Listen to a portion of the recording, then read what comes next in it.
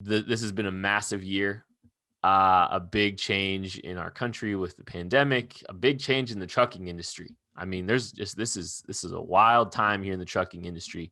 What have Yeah. you noticed in the last year with all these changes, and just specifically this last year in the trucking industry? The biggest change, I think I've got two of them really. The biggest change in that I've seen is the availability of equipment.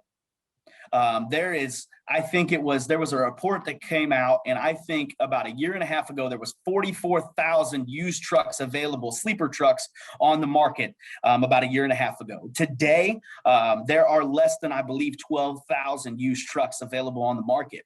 That's probably one of the biggest things I've seen change.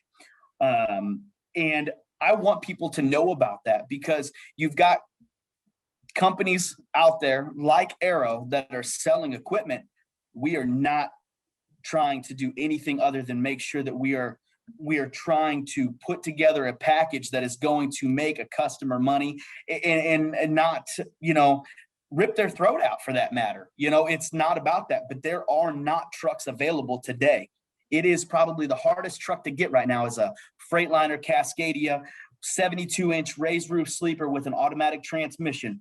They're not out there. And if they are, they're 600,000 mile trucks for $75,000. It's absolutely insane.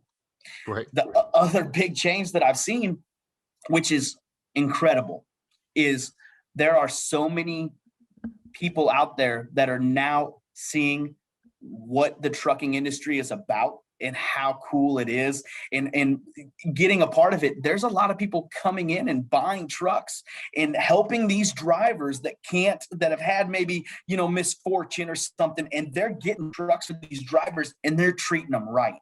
They're taking care of them. It's no longer lying about what somebody's going to make per mile or anything like that. They're really taking care of these drivers and making sure they're getting them equipment that they can run and make money with.